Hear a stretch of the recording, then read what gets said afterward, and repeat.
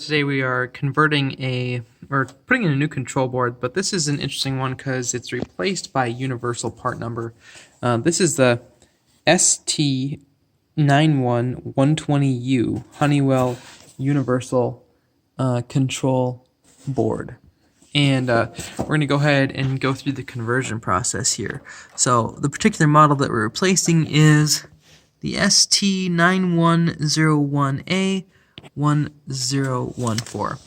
Now there's separate instructions for each different application that you have, and so here we have the instructions for the ST9101 to the ST9120B. So this is the one that we are going to be following here. Step one, of course, is to turn off the power to the unit, which we have already done. Now what I'm going to do is I'm going to take this whole control board loose so that I can get it up out of the way, and then we'll install the new one so that it's in place at least, so we are ready to continue.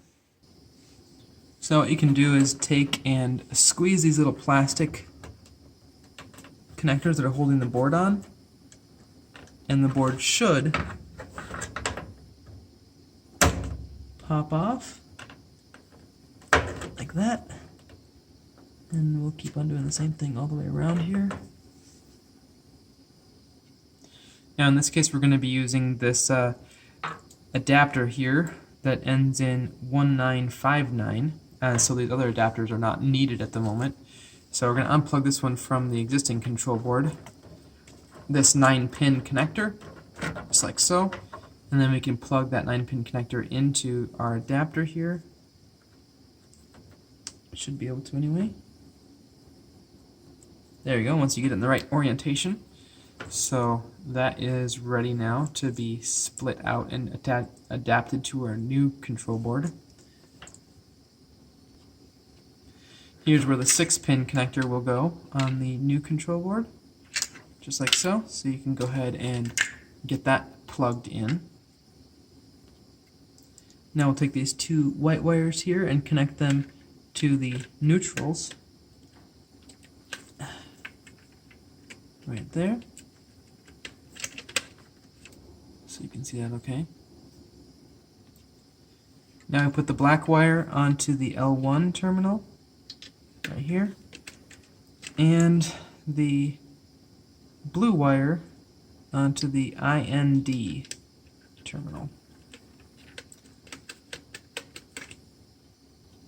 Now we're going over to the recommended default dip switch settings, and we find the model number of the board that we have, which is the ST9101A, ST91.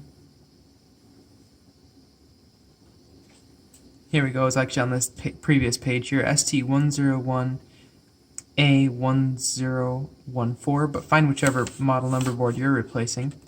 And it looks like all the switch settings for switch number 1, 2, 3, 4, and 5 are all supposed to be off.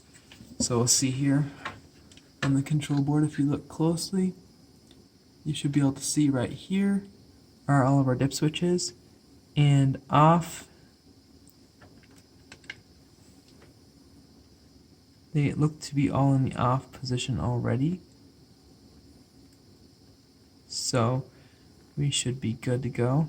This is confusing me a little bit here. I'm going to study on it a little bit more, but because there's an off with an arrow.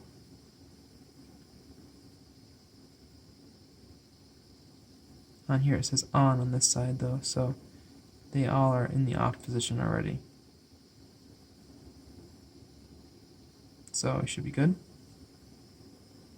And now we're going to use figure 3 here, which is our typical wiring diagram, and move our wires over from the old board to the new board. So we will confirm that here one at a time.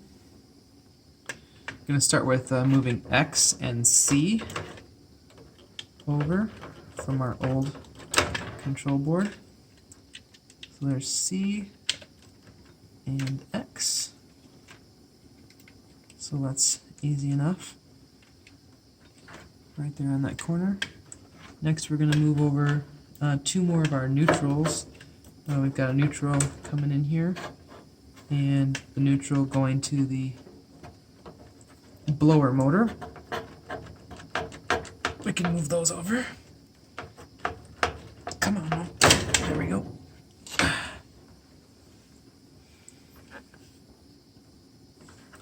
This one doesn't have a specific designation for which neutral goes to the fan. Sometimes they'll have a specific one. Alright, now we're going to go for our... a couple of these that are parked down here on the bottom don't really matter. This blue and red coming down to the unused taps here. These are just the unused speeds coming from the motor. See if they have unused. Oh yeah, they do, right there. We can get them stuck on here. Unused right there. And here.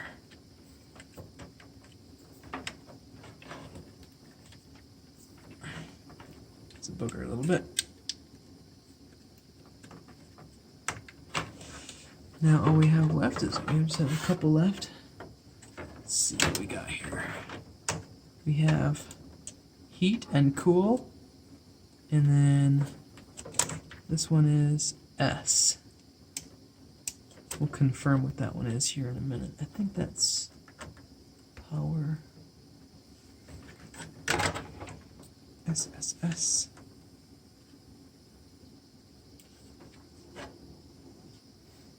This S terminal is just power. You can tell from where it came from on the back of the board here. That power is supplied to the transformer, so this can go on the other L1 term, right next to the L1 terminal here on the new board. Sorry. There, you can see it right there. L1, I just put that right next to it because it's doing the same thing effectively there. So, a couple more wires here.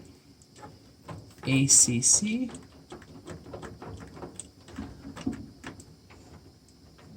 That one's gone.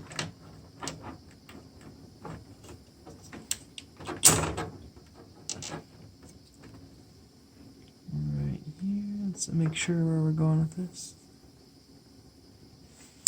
Now this ACC wire here actually was just being used to power a transformer that was for a humidifier that's no longer being used. So we're just going to clip this one off and eliminate it because it's not being needed anymore. So you wouldn't typically have that. So all we have left to move over here is the heat and the cool. So we'll pull the cool off first. Black is usually the one for cooling.